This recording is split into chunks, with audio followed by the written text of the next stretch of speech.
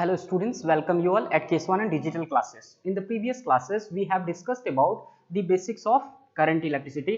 पिछली क्लासेस में अभी तक हमने बच्चे करंट इलेक्ट्रिसिटी के बेसिक्स को समझ लिया है कि करंट क्या होता है, करंट डेंसिटी क्या होता है। एक बार मैं फिर से फटाफट से रिकैप कर देता हूँ। मैं बार बार स्टार्टिंग की क्लास में रिकैप इसलिए करता हूँ ताकि आपके कॉन्सेप्ट जो हैं वो अच्छी तरह से आपके माइंड्स में सेट हो जाए, ताकि आपको कहीं भी टॉपिक समझने में दिक्कत ना हो। ठीक है, तो अपन 2-2 मिनट के रिकैप में पूरी चीजों को फटाफट से रिकैप कर लेते हैं।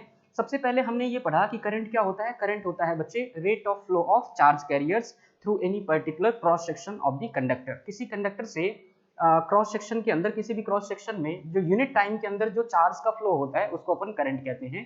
करंट की यूनिट क्या होती है बच्चों? करंट की यूनिट होती है एम्पियर। उसके बाद हमने करंट डेंसिटी को समझा। करंट डेंसिटी क्या होता है बच्चे? Current density is the strength of or the amount of current passes through unit cross section. unit cross section से जो amount of current flow करता है उसको अपन क्या बोलते हैं? उसको अपन current density बोलते हैं। यानी कि current तो हमारा बच्चे स्केलर है जिसको नॉर्मली अपन delta q upon delta t से रिप्रेजेंट करते हैं, लेकिन करंट डेंसिटी हमारा क्या होता है बच्चे? करंट डेंसिटी हमारा वेक्टर होता है, that is rate of flow of current through unit cross section perpendicular to the surface. यानी कि अगर ये हमारा सरफेस है तो इसके परपेंडिकुलर डायरेक्शन में जो यूनिट क्रॉस सेक्शन से करंट फ्लो करेगा उस करंट को अपन क्या कहेंगे? उस करंट को कहेंगे अपन करंट डेंसिटी। उसके बाद में बच्चे हमने ड्रिफ्ट स्पीड के बारे में पढ़ा था। ड्रिफ्ट स्पीड का रिलेशन हमने क्या देखा? ड्रिफ्ट स्पीड होता है बच्चे E tau upon M into E. यहाँ पे ई इलेक्ट्रॉन चार्ज है, टाउ बच्चे एवरेज कोलिजन टाइम है इलेक्ट्रॉन का inside the conductor in presence of external field. M क्या है? मास ऑफ इलेक्ट्रॉन है। ई क्या है बच्चे? जो इलेक्ट्रिक फील्ड अपन कंडक्टर को प्रोवाइड करते हैं। और वीडी क्या है यहाँ पे? ड्रिफ्ट स्पीड है। ड्रिफ्ट स्पीड को डिफाइन कैसे करते हैं? Drift speed is equals to, drift speed is what? Drift speed is the average speed of electron inside the conductor in presence of external electric field। और ये जो constant होता है इस कांस्टेंट को म्यू से रिप्रेजेंट करते हैं और इसको अपन कहते हैं mobility. This constant is known as what? This constant is known as mobility. तो अगर यहां से आप म्यू की वैल्यू देखें तो म्यू क्या मिलेगा? Vd अपॉन ई। यानी कि मोबिलिटी को कैसे डिफाइन करेंगे? Drift speed per unit electric field inside the conductor in presence of external electric field. किसी इलेक्ट्रिक फील्ड के अंदर drift speed per unit electric field के स्ट्रेंथ को क्या बोलते हैं अपन? पर यूनिट अपन बोलते हैं मोबिलिटी ऑफ इलेक्ट्रॉन। इसको अपन क्या कहेंगे? मोबिलिटी ऑफ इलेक्ट्रॉन कहेंगे। उसके बाद बच्चे हमने रिलेशन देखा किसके बीच में? उसके बाद रिलेशन देखा अपन ने करंट और ड्रिफ्ट स्पीड के बीच में। तो करंट और ड्रिफ्ट स्पीड के बीच का रिलेशन अगर आप देखें तो I इज इक्वल टू, हमने क्या पढ़ा था? NEAVD। This is the relation between current and drift speed. अगर आप इस एरिया को, अगर ये क्रॉस सेक्शनल एरिया को लेफ्ट साइड में ले आते हैं तो यहाँ पे I upon A is equal to क्या हो जाता है? NEVD। और ये I अपॉन ए यानी करंट पर यूनिट एरिया, इसको बच्चे अपन बोलते हैं करंट डेंसिटी। इसको अपन क्या बोलते हैं? Current density. तो करंट डेंसिटी की वैल्यू क्या हो जाएगी हमारे पास में? करंट डेंसिटी की वैल्यू हो जाएगी बच्चे J is equal to NE into VD। तो ये रिलेशन हो गया करंट डेंसिटी और ड्रिफ्ट स्पीड के बीच में। ये रिलेशन हो गया हमारा करंट और ड्रिफ्ट स्पीड के बीच में। इसके बाद एक और रिलेशन हमने पढ़ा था ड्रिफ्ट स्पीड और पोटेंशियल डिफरेंस के बीच में। तो ड्रिफ्ट स्पीड और पोटेंशियल डिफरेंस की अगर हम बात करें तो यहाँ पे हमने रिलेशन पढ़ा था बच्चे कि J इज इक्वल टू क्या होता है? J is equal to sigma E. देखो इस रिलेशन से हमने कैलकुलेट किया था J is equal to what? J is equal to sigma E. J is equal to what? J is equal to sigma E. और सिग्मा क्या होता है? सिग्मा बच्चे कंडक्टिविटी होता है। सिग्मा क्या होता है हमारे पास में? सिग्मा कंडक्टिविटी होता है। तो यहां से आप सिग्मा की वैल्यू को पुट कर सकते हैं और इलेक्ट्रिक फील्ड की वैल्यू को क्या पुट कर सकते हैं? Volt per unit length. तो यहां से आपको करंट डेंसिटी और पोटेंशियल के बीच भी रिलेशन मिल जाएगा। ये बेसिकली क्या है? ये बेसिकली बच्चे ओम्स लॉ का स्टेटमेंट है। ओम्स लॉ में भी हमने 2 स्टेटमेंट पढ़े हैं अभी तक। फर्स्ट स्टेटमेंट हमने क्या पढ़ा था? फर्स्ट स्टेटमेंट पढ़ा था बच्चे हमने माइक्रोस्कोपिक स्टेटमेंट, या फिर आप उसे vector form of Ohm's law कह सकते हैं। क्यों? क्योंकि J हमारा वेक्टर है और E हमारा वेक्टर है। ये हमारा क्या था बच्चे? ये हमारे पास में ओम्स लॉ का फर्स्ट स्टेटमेंट था J is equal to what? J is equal to sigma E। या फिर आप इसको इस तरह से भी रिप्रेजेंट कर सकते हैं J is directly proportional to what? J is directly proportional to electric field. It means the current density of any conductor is directly proportional to the electric field provided to the conductor। यानी conductor को आप जितना ज्यादा electric field देंगे current density भी क्या होगा? उस कंडक्टर का उतना ज्यादा होगा। सीधी सी बात करें तो। सेकंड स्टेटमेंट जो हमने पढ़ा था, यानी जिसको अपन scalar form of Ohm's law भी कहते हैं या general form of Ohm's law भी कहते हैं, वो है बच्चे V is equal to IR। I hope आपको याद होगा। This is what, this is the second statement of Ohm's law. यहाँ पे देखिए R हमारा क्या था, R हमारा बच्चे रेजिस्टेंस होता है। Here R is equals to what, resistance. तो अगर यहाँ से आप रिलेशन को समझें तो V क्या होगा, V is proportional to I। Why? Because R is what, R is a constant here। तो अगर आप देखें तो किसी भी कंडक्टर का जो पोटेंशियल डिफरेंस होता है वो उस कंडक्टर के अक्रॉस करंट के क्या होता है, डायरेक्टली प्रोपोर्शनल होता है। तो यहाँ तक हमने ओम्स लॉ की चीजों को पढ़ा था। इसके बाद बच्चे हमने एक और टॉपिक कवर किया था जिसको अपन कहते हैं conductivity of the material. Material की कंडक्टिविटी क्या होती है, तो हमने ये पढ़ा बच्चे कि अगर ओम्स लॉ को ही यूज करो, आप ओम्स लॉ के स्टेटमेंट को ही यूज करो, J is equal to sigma E. आप देखो यहाँ पे J इज इक्वल टू क्या पढ़ा हमने, sigma into E. J is equal to क्या पढ़ा अपन ने, सिग्मा इंटू ई। तो अगर यहाँ से देखो और रिलेशन आप देखो तो J इज इक्वल टू जो रिलेशन है हमारे पास में NE into VD। J is equal to क्या हमारे पास में रिलेशन है बच्चे, NE इंटू VD।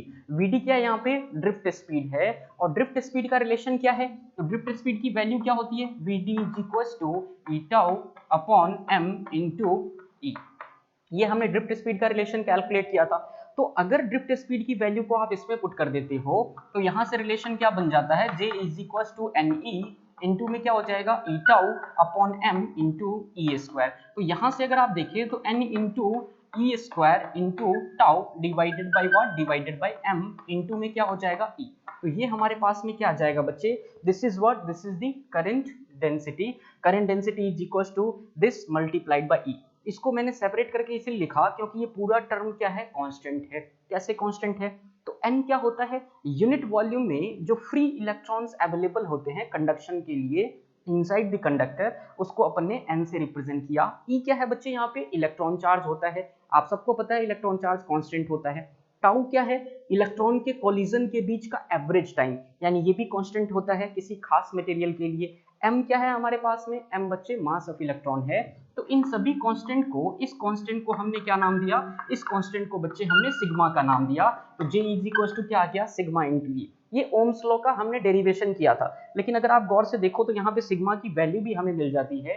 सिग्मा की वैल्यू क्या है, NE square tau upon m। तो अगर आपसे कंडक्टिविटी की वैल्यू पूछी जाए तो ये क्या होगा, NE square tau upon m। This is what, this is the value of conductivity of the material. और कंडक्टिविटी होता क्या है बच्चे, तो कंडक्टिविटी वो प्रॉपर्टी है जिसकी वजह से कोई भी कंडक्टर इलेक्ट्रॉन को फ्लो करने में मदद करता है या इलेक्ट्रॉन को अलाउ करता है कि इलेक्ट्रॉन इस कंडक्टर से फ्लो कर सकता है। जैसे फॉर एग्जांपल अगर अपन बात करें एल्यूमिनियम की, तो उसके लिए एक कंडक्टिविटी की वैल्यू होगी, एक फिक्स वैल्यू होगी। इन द सेम मैनर अगर आप कॉपर के लिए देखेंगे तो उसकी कंडक्टिविटी की एक फिक्स वैल्यू होगी। तो यहाँ तक चीजों को हमने कवर कर लिया था। आज अपन स्टार्ट करेंगे टॉपिक रेजिस्टिविटी से।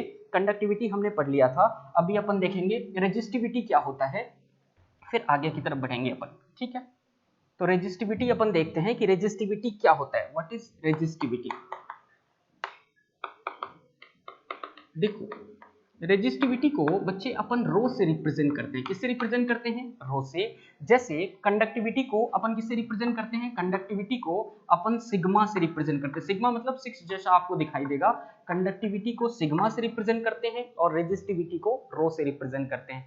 कंडक्टिविटी बच्चे वो प्रॉपर्टी है जिसकी वजह से कोई भी कंडक्टर इलेक्ट्रॉन को अलाउ करता है।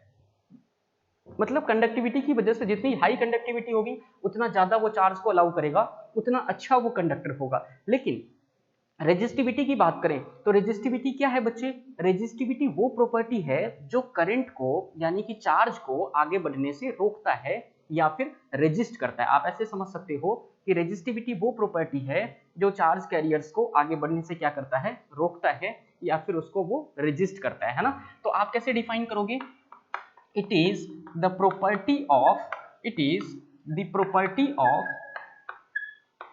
a conductor, property of a material लिखें तो ज्यादा सही होगा, क्योंकि कोई जरूरी नहीं है कि रेजिस्टिविटी कंडक्टर में ही हो। इंसुलेटर की भी रेजिस्टिविटी, इंसुलेटर की तो सबसे हाई रेजिस्टिविटी होती है, सेमीकंडक्टर की भी रेजिस्टिविटी होती है ना। तो resistivity of a material due to which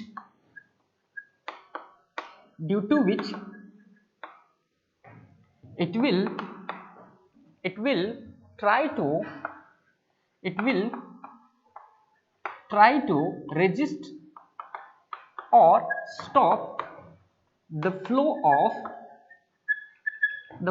of charge carriers across it, charge carriers through it. It means it is the property of a material due to which it will try to resist और stop the flow of charge carriers through it. मतलब ये अपने अंदर कोई भी conductor अपने अंदर या अपने से थ्रू कि चार्ज कंडक्टर्स को फ्लो करने से जो रोकता है, जिस प्रॉपर्टी की वजह से रोकता है, उस प्रॉपर्टी को क्या बोलते हैं अपन? उस प्रॉपर्टी को बोलते हैं रेजिस्टिविटी। और इसको डिफाइन कैसे करते हैं? अगर आप it is the inverse of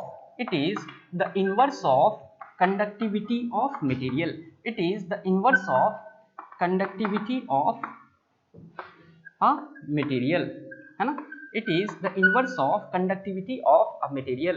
अब देखो, अगर कोई कंडक्टर अच्छा है तो उसकी कंडक्टिविटी तो हाई होगी, लेकिन रेजिस्टिविटी क्या होनी चाहिए? Low. A good conductor having high conductivity and low resistivity, है ना? A good conductor have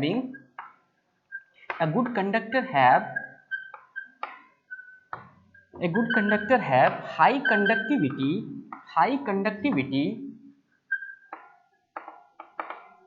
conductivity यानी सिग्मा तो हाई होना चाहिए अच्छे कंडक्टर के लिए, एंड लो रेजिस्टिविटी। रेजिस्टिविटी क्या होना चाहिए बच्चों? रेजिस्टिविटी अच्छे कंडक्टर के लिए लो होना चाहिए, and low resistivity. A good conductor have high conductivity and low resistivity, है ना? और रेजिस्टिविटी का मैथमेटिकल अगर आप एक्सप्रेशन देखें तो मैथमेटिकली अपन क्या कर सकते हैं? मैथमेटिकली अगर आप देखें तो यहां से समझें आप, तो मैथमेटिकली क्या होगा? Rho is equal to 1 upon sigma. Mathematically rho is equal to क्या होगा? 1 अपॉन सिग्मा। मैथमेटिकली क्या होगा? Rho is equal to 1 upon sigma. So यहां से अगर आप सिग्मा की वैल्यू पुट करें, बच्चे देखो सिग्मा की वैल्यू क्या है? NE square tau upon m। तो यहाँ पे क्या पुट कर सकते हो आप? यहाँ पे पुट कर सकते हो NE square tau upon m। तो अगर सिग्मा की वैल्यू को आप पुट करो तो ये इनवर्स होगा, तो यहाँ पे रो की वैल्यू क्या हो जाएगी? रो की वैल्यू हो जाएगी m upon NE square into tau. Rho is equal to क्या मिल जाएगा? रो इज इक्वल टू मिल जाएगा m upon NE square into tau. ये किसकी वैल्यू होगी? ये किसी भी कंडक्टर के लिए या किसी भी मटेरियल के लिए रेजिस्टिविटी की वैल्यू आप कैलकुलेट कर सकते हो। यहाँ पे आपको पुट करना होगा m यानी कि मास ऑफ इलेक्ट्रॉन, n यानी कि कितने नंबर ऑफ फ्री इलेक्ट्रॉन्स उसके अंदर अवेलेबल है यूनिट वॉल्यूम में, E क्या है? इलेक्ट्रॉन चार्ज है, और उस कंडक्टर के लिए या उस मटेरियल के लिए एवरेज कोलिजन टाइम की वैल्यू क्या है। इन सभी वैल्यूज को अगर बच्चे आप पुट करेंगे तो आपको किसकी वैल्यू मिल जाएगी? आपको वैल्यू मिल जाएगी यहाँ पे रो की, यानी कि आपको वैल्यू मिल जाएगी बच्चों रेजिस्टिविटी की। आपको किसकी वैल्यू मिल जाएगी? यहाँ से रेजिस्टिविटी की वैल्यू मिल जाएगी, ठीक है? तो यहाँ से आप रेजिस्टिविटी को कैलकुलेट कर सकते हैं। अब देखो, अगर अपन रिलेशन देखें रेजिस्टेंस और रेजिस्टिविटी का, तो वहां से भी आप इसमें यूनिट कैलकुलेट कर सकते हो रो की।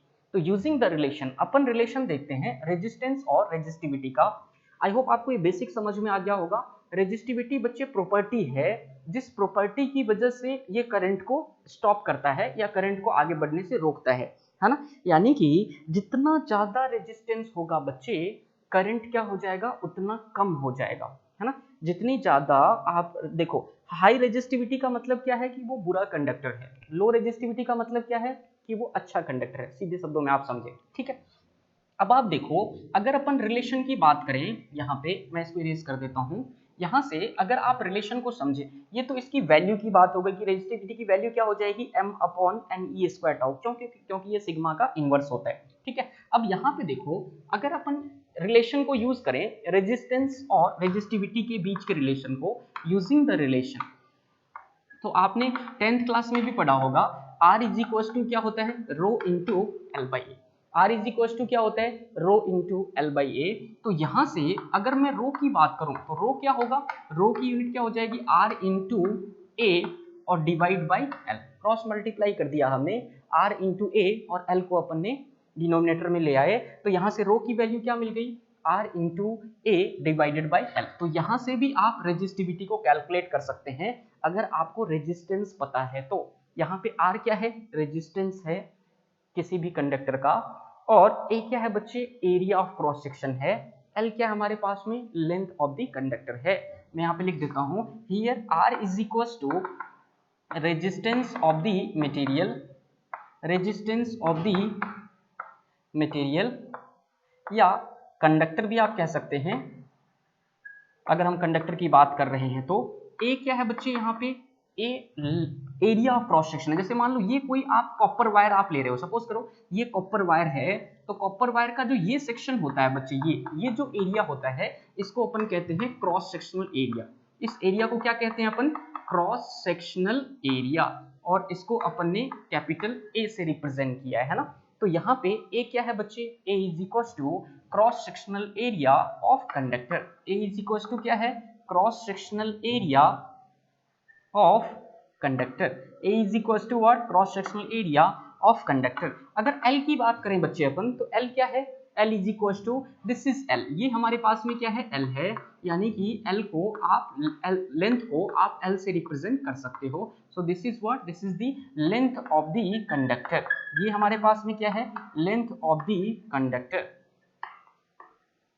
L is equal to what, L is equal to length of the conductor, है ना। तो यहाँ से हम इसकी यूनिट निकाल सकते हैं बच्चे कि रो की रेजिस्टिविटी की यूनिट क्या होगी। यूनिट ऑफ रेजिस्टिविटी की अगर अपन बात करें तो यूनिट ऑफ रेजिस्टिविटी कैसे निकालोगे, आप देखो R क्या है हमारे पास में, रेजिस्टेंस है, और रेजिस्टेंस की यूनिट क्या होती है बच्चों, ओम। तो इसकी यूनिट क्या पुट कर दोगे आप, ओम।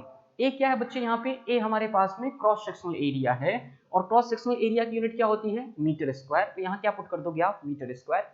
एल क्या है बच्चे यहाँ पे, लेंथ ऑफ द कंडक्टर, इसके लिए क्या यूज करोगे, लेंथ का मतलब क्या, मीटर होगा। तो अगर आप यहां से देखें तो ये हो जाएगा ओम, एरिया के लिए क्या हो जाएगा, मीटर स्क्वायर, है ना, और लेंथ के लिए क्या हो जाएगा, लेंथ के लिए बच्चे हो जाएगा मीटर। तो आप देखें तो मीटर और मीटर क्या हो गया, कैंसिल हो गया। तो यहां से अगर मैं यूनिट की बात करूं तो रो की यूनिट क्या हो जाएगी, ओम इंटू मीटर।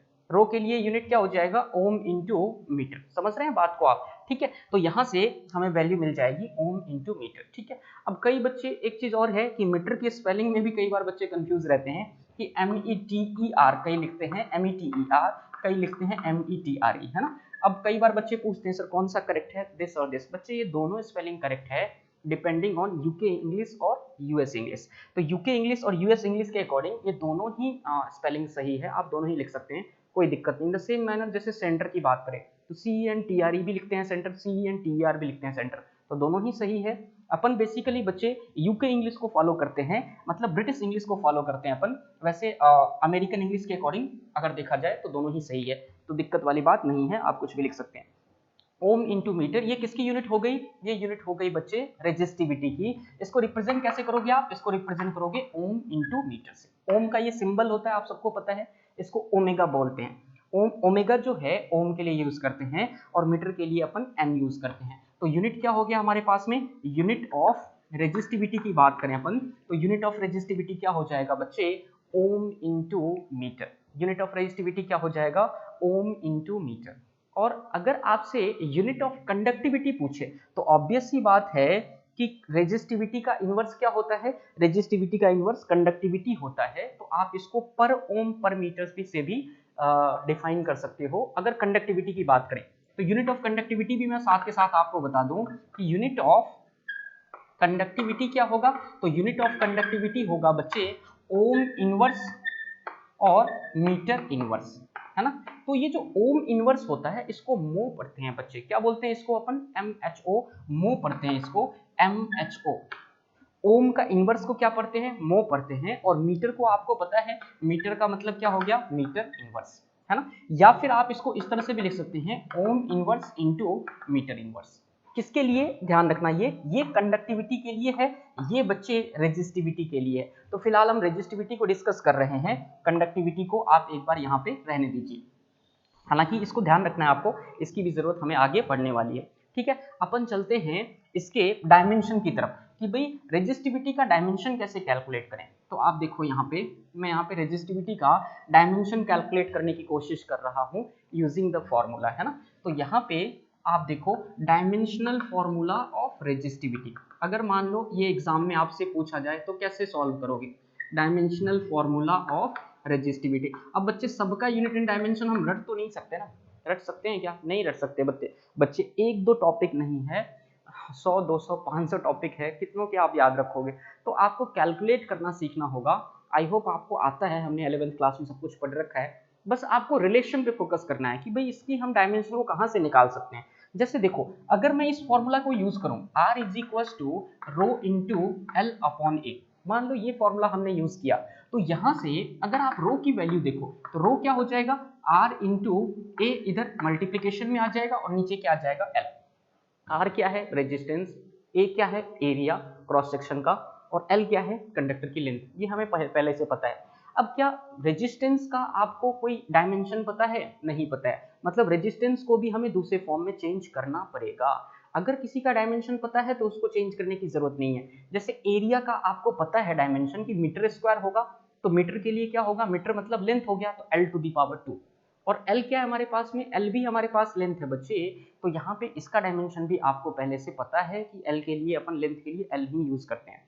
ठीक है, अब देखो रेजिस्टेंस की बात करें तो रेजिस्टेंस का डायमेंशन नहीं पता हमें, तो हम क्या करें, हम रेजिस्टेंस का फॉर्मूला यूज करें, कोई सा भी फॉर्मूला यूज कर लो। जैसे हमने V is equal to I R use किया, तो R इज इक्वल टू क्या हो जाएगा, V upon I. R is equal to क्या हो जाएगा, V अपॉन आई। तो R के बदले हमने यहाँ पे क्या लिख दिया, V अपॉन आई, और यहाँ पे क्या है, एरिया, यहाँ पे क्या है, लेंथ। अब देखो, क्या आपको V यानी कि V मतलब पोटेंशियल, तो पोटेंशियल यानी कि वोल्ट का क्या आपको पता है डायमेंशन? इसका भी नहीं पता, तो वोल्ट को भी हमें चेंज करना पड़ेगा दूसरे फॉर्म में। तो वोल्ट का कोई रिलेशन ढूंढो जिसका डायमेंशन आपको पता है। तो वोल्ट होता है बच्चे पोटेंशियल, पोटेंशियल का रिलेशन क्या होता है, पोटेंशियल का रिलेशन होता है बच्चे, potential is equal to work done per unit charge. हमने पहले भी कई बार पढ़ा है, पोटेंशियल क्या होता है, work done per unit charge. अब आप देखो, वर्क डन का डायमेंशन हमें पता होता है, वर्क डन का डायमेंशन कैसे निकालते हैं, तो फोर्स इनटू डिस्प्लेसमेंट से। तो पहले मैं वोल्ट के बदले, V के बदले क्या रख दूं यहाँ पे, work done per unit charge, और इनटू में देखो तो नीचे यहाँ पे क्या है, I है, तो ये हो जाएगा 1 अपॉन आई। इनटू में देखो तो क्या है, यहाँ पे A अपॉन एल है, तो यहाँ पे क्या आ जाएगा, A अपॉन एल। अब अगर अपन वर्क डन की बात करें तो वर्क डन का डायमेंशन क्या होता है, तो वर्क डन होता है बच्चे force into displacement. Work done क्या होता है, फोर्स इनटू डिस्प्लेसमेंट। क्यू क्या है बच्चे, चार्ज है, क्यू इज इक्वल टू क्या होता है, I into t. Q is equal to क्या होता है, I इंटू टी, ये हमें पहले से पता है। I मतलब करंट, एम्पियर है ना, T का मतलब क्या होता है, टाइम, टाइम के लिए क्या आ जाएगा, T। अब आप इसको पुट कर सकते हो, वर्क डन के बदले मैंने क्या पुट कर दिया, फोर्स इनटू डिस्प्लेसमेंट, Q के बदले क्या पुट कर दिया, I इंटू टी। इंटू में क्या है बच्चे, 1 अपॉन आई है, और इंटू में क्या है, A अपॉन एल है। अब देखो, ये सारे फॉर्मूला को हमने इस फॉर्म में लेके आ गए कि अब आप इसका डायमेंशन बना सकते हो। क्यों, फोर्स का डायमेंशन हमें पता है, फोर्स का डायमेंशन क्या होता है, mlt माइनस 2। अगर ये भी ध्यान नहीं है तो फोर्स को भी आप फिर ब्रेक करो, फोर्स को मास इंटू एक्सेलरेशन में। अगर आपको फोर्स का भी डायमेंशन ध्यान नहीं है तो मास इंटू एक्सेलरेशन में करो। मास के लिए क्या हो जाएगा m, एक्सेलरेशन के लिए क्या हो जाएगा l upon T square.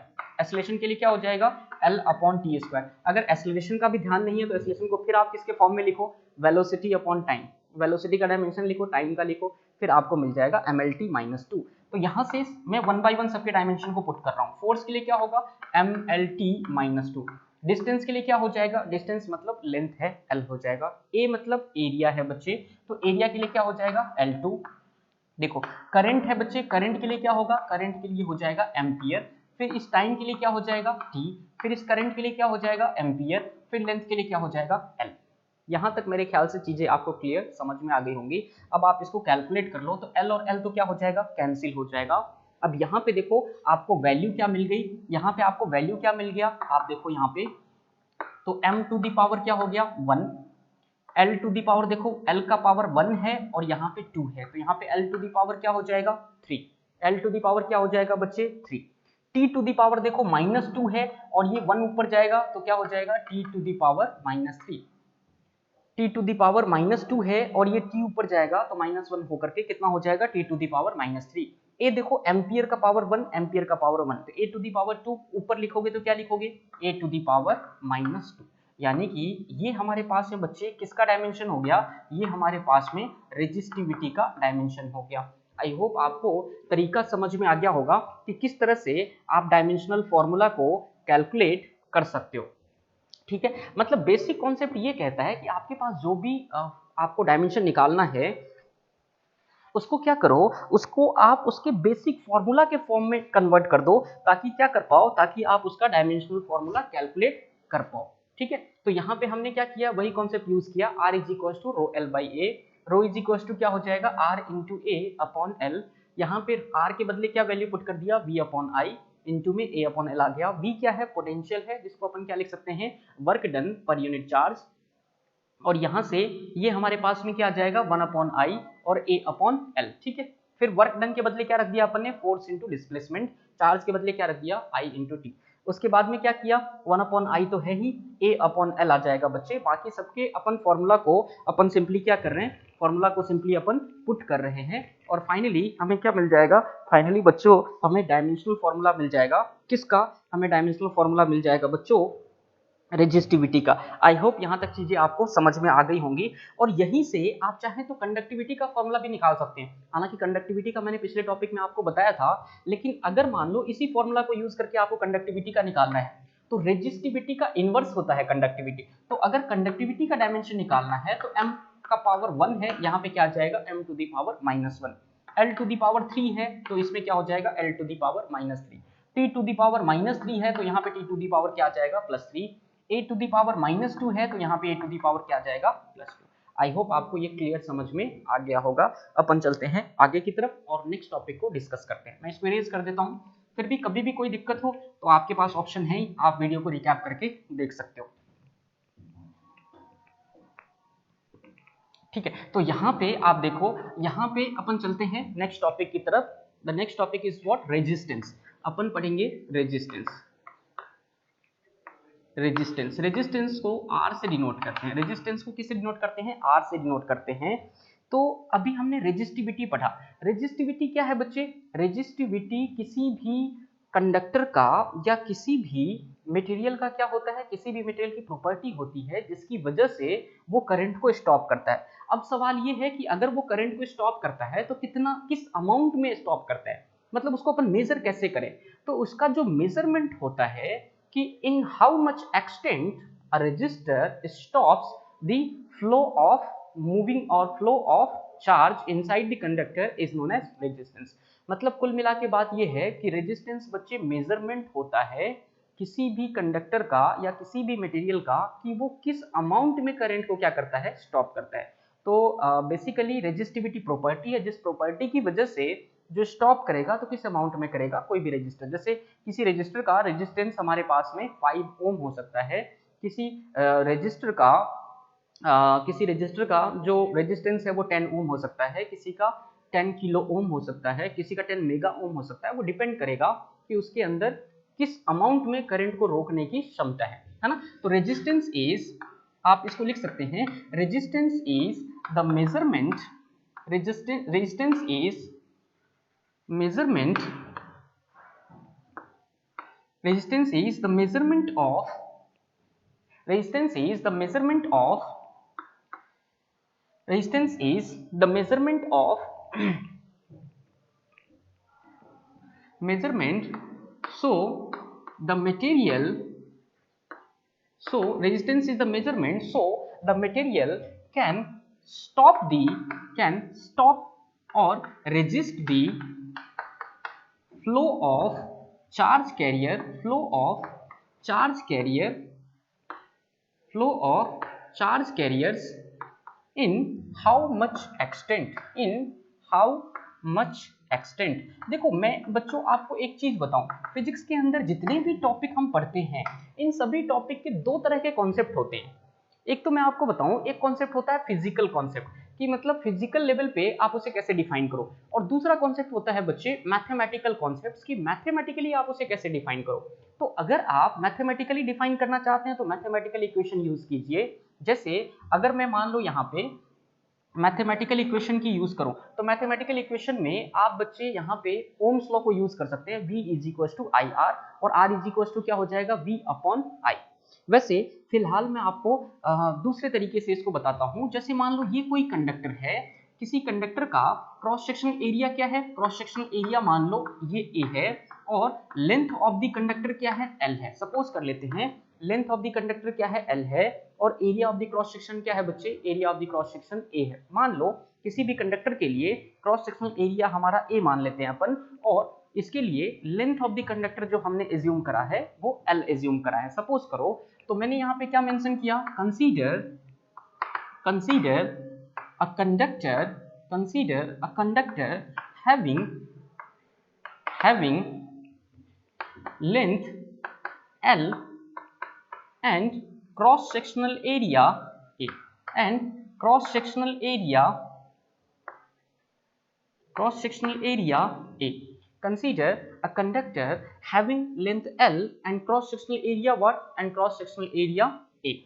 Then resistance is directly proportional to length of the conductor and inversely proportional to area of the conductor. Length क्या होता है, रेजिस्टेंस क्या होता है बच्चे, लेंथ के डायरेक्टली प्रोपोर्शनल होता है, और क्रॉस सेक्शनल एरिया के क्या होता है, क्रॉस सेक्शनल एरिया के बच्चों ये इनवर्सली प्रोपोर्शनल होता है। क्रॉस सेक्शनल एरिया के क्या होता है, इनवर्सली प्रोपोर्शनल होता है। समझ रहे हैं बात को आप? तो अगर आप देखो यहाँ पे, तो अगर आपसे ये पूछा जाए कि अगर इन दोनों इक्वेशन को आप कंबाइन करो, तो अगर अपन ने क्या किया, इसको अपन ने कंबाइन किया, तो combining first and second equations, अपन ने क्या करा बच्चों, अपन ने इसको कंबाइन करा है, तो R प्रोपोर्शनल टू क्या हो जाएगा, R proportional to L upon A होगा या नहीं होगा? देखो R प्रोपोर्शनल टू L है, R inversely proportional to A है, तो R proportional to L upon A। और जब इस प्रोपोर्शनल साइन को आप रिमूव करोगे तो R इज इक्वल टू क्या हो जाएगा, R is equal to rho into L by A। और आपको पहले से पता है कि रो क्या है बच्चे, हमारे पास में कांस्टेंट है जिसको अपन क्या बोलते हैं, रेजिस्टिविटी ऑफ द मटेरियल। और ये एक्सप्रेशन किसका आ गया, ये एक्सप्रेशन आ गया बच्चे रेजिस्टेंस का। ये एक्सप्रेशन किसका आ गया बच्चे, ये एक्सप्रेशन आ गया हमारे पास में रेजिस्टेंस का। रेजिस्टेंस क्या होता है, क्या ये वेक्टर क्वांटिटी है? बिल्कुल नहीं, ये हमारा स्केलर क्वांटिटी है बच्चे, क्योंकि आपको पता है कि रो क्या है, रेजिस्टिविटी एक कांस्टेंट, L क्या है, लेंथ है बच्चे, ये भी एक कांस्टेंट, A क्या है, area of the cross section of the wire, ये भी क्या होता है, कांस्टेंट होता है, जब तक आप इसमें एक्सटर्नल फोर्स ना लगाओ। तो ये सारी वैल्यूज कांस्टेंट है, तो किसी मटेरियल के लिए रेजिस्टेंस हमारा क्या होगा, कांस्टेंट ही मिलने वाला है आपको। हालांकि अगर आप लेंथ और एरिया इन सब चीजों में चेंज करेंगे तो उसके अकॉर्डिंग आपका रेजिस्टेंस जो है वो चेंज हो जाएगा। तो यहाँ से अगर मैं इसकी यूनिट की बात करूं, अगर मैं रेजिस्टेंस की यूनिट की बात करूं, तो रेजिस्टेंस की यूनिट क्या हो जाएगी बच्चे, रेजिस्टेंस की यूनिट हो जाएगी, तो रेजिस्टेंस की यूनिट के लिए आप यूज कर सकते हो ओम्स लॉ को। किसको यूज कर सकते हो, ओम्स लॉ को आप यूज कर सकते हो। यहाँ पे देखो ये समझ में आ गया आपको, फिजिकल कॉन्सेप्ट है रेजिस्टेंस का, ठीक है। इसके बाद में ये रिलेशन भी समझ में आ गया होगा आपको, R इज इक्वल टू क्या रिलेशन है हमारे पास, R is equal to relation है rho into L by A, है ना। अब यहाँ पे एक चीज समझो आप कि अगर SI यूनिट की बात करें, SI यूनिट ऑफ रेजिस्टेंस की बात करें, तो ये SI यूनिट ऑफ रेजिस्टेंस कैसे आया, एक बार आप ये देखो। SI यूनिट ऑफ रेजिस्टेंस निकालने के लिए अपन क्या करेंगे, अपन इक्वेशन यूज करेंगे किसका, ओम्स लॉ का। तो using equation of Ohm's law, अपन ने क्या करा, अपन ने ओम्स लॉ के इक्वेशन को यूज किया, तो V इज इक्वल टू क्या है, V इज इक्वल टू हो जाएगा बच्चों IR। तो यहां से अगर आप रेजिस्टेंस की बात करें, तो रेजिस्टेंस हमारे पास में क्या हो जाएगा, V अपॉन I। रेजिस्टेंस हमारे पास में क्या हो जाएगा, V अपॉन I, यानी कि V के लिए क्या हो जाएगा वोल्ट, और I के लिए क्या हो जाएगा एम्पियर, I के लिए क्या हो जाएगा एम्पियर, तो वोल्ट पर एम्पियर। तो यूनिट क्या हो गया रेजिस्टेंस का बच्चे, SI यूनिट ऑफ रेजिस्टेंस की अगर अपन बात करें, तो SI यूनिट ऑफ रेजिस्टेंस क्या हो जाएगा, SI यूनिट ऑफ रेजिस्टेंस हो जाएगा बच्चे वोल्ट पर एम्पियर। और ये जो वोल्ट पर एम्पियर होता है इसको बोलते हैं क्या, इसको बोलते हैं अपन रेजिस्टेंस, इसको क्या बोलते हैं रेजिस्टेंस, ठीक है। वोल्ट पर एम्पियर को क्या बोलते हैं अपन बच्चे, रेजिस्टेंस कहते हैं। तो ओम कहते हैं, सॉरी, वोल्ट पर एम्पियर को क्या बोलते हैं, sorry for this, volt per ampere is known as what, volt per ampere is known as ohm. तो आप SI यूनिट को किससे रिप्रेजेंट कर सकते हो, तो SI यूनिट ऑफ रेजिस्टेंस की बात करें तो इसको आप ओम से रिप्रेजेंट कर सकते हो, this is the SI unit of resistance. अच्छा, अब इसका अगर मान लो आपसे रेजिस्टेंस का डायमेंशन पूछे कि भाई रेजिस्टेंस का डायमेंशन बताओ, तो रेजिस्टेंस के डायमेंशन के लिए क्या करोगे आप, रेजिस्टेंस के डायमेंशन के लिए आपको वोल्ट का डायमेंशन पुट करना होगा, and after that you have to put the dimensional formula of ampere. उसके बाद में आपको किसका डायमेंशन पुट करना होगा, एम्पियर का डायमेंशन पुट करना होगा। तो मैं यहाँ पे इसका भी डायमेंशन आपको कैलकुलेट करके बता देता हूँ कि डायमेंशन ऑफ रेजिस्टेंस। बच्चे ये चीजें याद करने की नहीं होती है, आपको समझना है कि डायमेंशन कैसे निकालते हैं। तो डायमेंशन निकालने के लिए क्या करना होगा आपको, तो डायमेंशन निकालने के लिए क्या करना होगा, वोल्ट पर एम्पियर, ये देखना होगा आपको।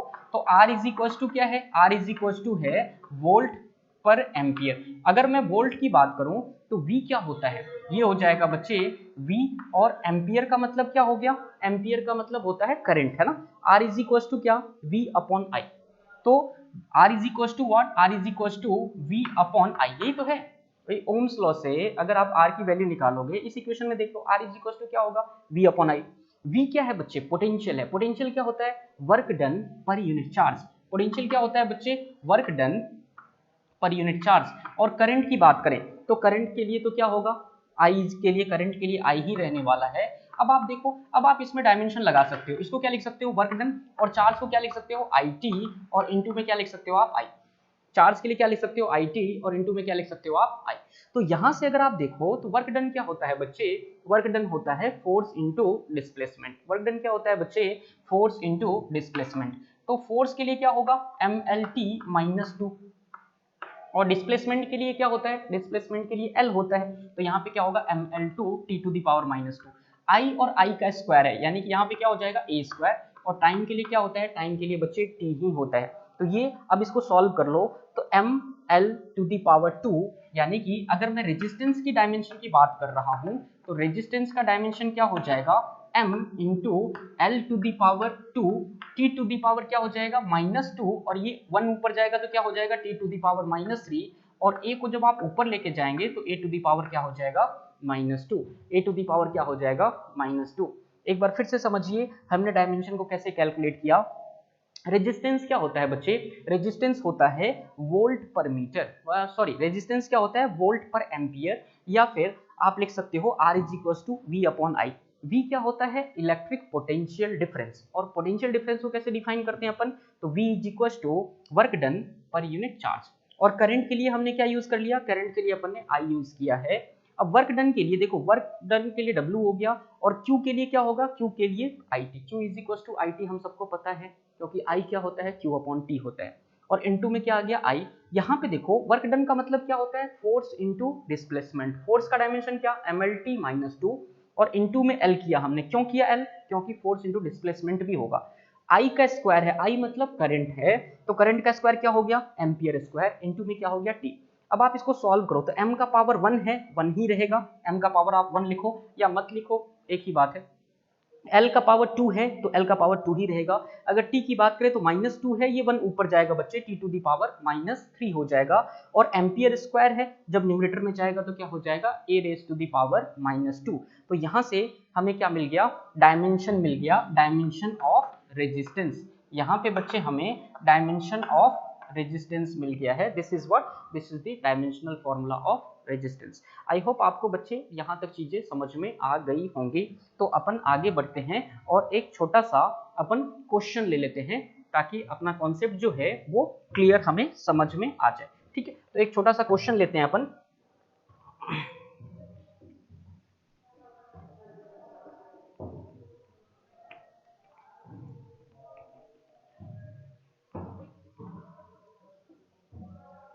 Calculate the resistance of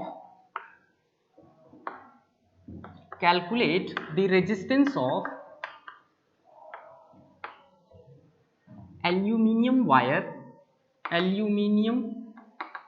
calculate the resistance of aluminium wire of length 50 centimeter and cross sectional area 2 millimeter square, and cross sectional area 2 millimetre square.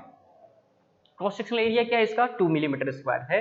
Resistivity given है आपके पास में, रेजिस्टिविटी रो ऑफ एल्यूमिनियम, मैं ऐसे ही लिख देता हूं, resistivity of aluminium is,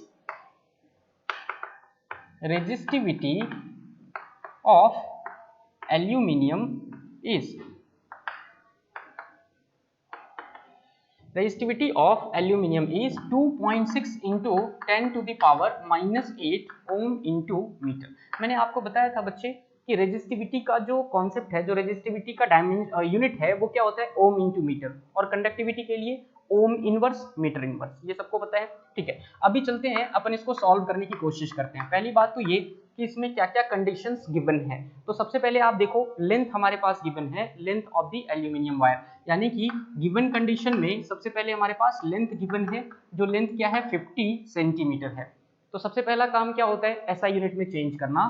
तो centimetre को अपन किस में चेंज कर लेंगे, सेंटीमीटर को बच्चे अपन मीटर में चेंज कर लेंगे, यानी 50 into 10 raise to the power -2। Second condition में क्रॉस सेक्शनल एरिया की बात करें तो एरिया हमारे पास में क्या है, एरिया हमारे पास में है 2 मिलीमीटर स्क्वायर। एरिया हमारे पास में क्या है, 2 मिलीमीटर स्क्वायर। तो मिलीमीटर को किस में चेंज कर लेंगे अपन, मीटर में चेंज कर लेंगे। तो यहाँ पे वैल्यू मिल जाएगी 2 into 10 to the power -3। Millimetre को क्या किया अपन ने, मीटर में चेंज किया, और उसका क्या है हमारे पास स्क्वायर है।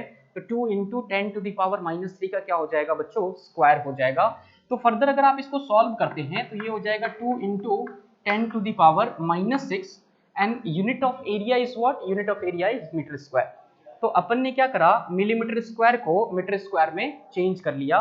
That is what, that is the area of the cross section. Okay, now the third thing is given, that is resistivity. Resistivity rho is equals to what, 2.6 into 10 to the power -8 ohm into meter। Rho की value given है बच्चे, देखो 2.6 into 10 to the power -8 ohm metre. Now resistance की value हमें calculate करनी है। तो are क्या होता है, आर होता है बच्चे rho into L upon A. R is equal to what, rho L by A. Rho given है क्वेश्चन में, एल गिवन है क्वेश्चन में, एरिया गिवन है क्वेश्चन में। आपको क्या करना है, आपको सिंपली इसकी वैल्यू पुट करके सॉल्व कर लेना है। रो की वैल्यू देखो क्या है, 2.6 इंटू 10 टू दी पावर -8। ये 2.6 इंटू 10 टू दी पावर -8 है। L की बात करें, L हमारे पास में क्या है 50 इंटू 10 टू दी पावर -2। यहाँ पे वैल्यू क्या है 50 इंटू 10 टू दी पावर -2। अगर एरिया की बात करें तो एरिया की वैल्यू क्या है 2 into 10 raise to the power -6। 2 into area देखो आप, एरिया की वैल्यू क्या है 2 into 10 raise to the power -6। सभी वैल्यूज को यहाँ पुट करो, इसको सॉल्व कर लो। बच्चे देखो 2 से अगर 2.6 को कैंसिल करोगे क्या आ जाएगा 1.3। तो यहाँ पे वैल्यू क्या आ गया 1.3 इंटू 50 है, तो 50 को लिख लो।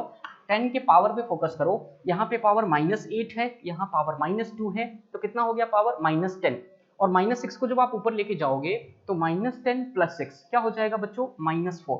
तो यहाँ पे वैल्यू आ जाएगा -4। तो 1.3 into 50 into 10 to the power -4। अब आप इसको सॉल्व कर लो, तो 13 5 क्या हो जाएगा 65, और डेसिमल है, पावर 0 है, तो यानी कि 65 इंटू 10 टू दी पावर -4। तो यहाँ से हमें रेजिस्टेंस क्या मिल गया बच्चे, रेजिस्टेंस की जो वैल्यू हमें मिल गई है वो हमें क्या मिला है बच्चे 65 इंटू 10 टू दी पावर -4 ओम। अगर आप इसको स्टैंडर्ड फॉर्म में लिखना चाहते हैं, यानी कि 1 डिजिट के बाद डेसिमल डालें, तो 6.5 इंटू क्या लिख सकते हैं आप 10 टू दी पावर -3 ओम, है ना। 6.5 इंटू 10 टू दी पावर -3 ओम, है ना, ये भी लिख सकते हैं आप। और चाहे तो इसे मिली ओम के फॉर्म में भी लिख सकते हैं, तो ये -3 पावर -3 रिमूव करके आप इसे मिली ओम भी कर सकते हैं। अदरवाइज आप ये आंसर यहाँ पे लिख सकते हैं, this is what 6.5 into 10 raise to the power -3 ohm. I hope बच्चे आपको यहाँ तक चीजें क्लियर समझ में आ गई होंगी कि रेजिस्टेंस को अपन किस तरह से कैलकुलेट करते हैं। In the next class we will study about the combination of resistance and types of resistance. Thank you so much for today.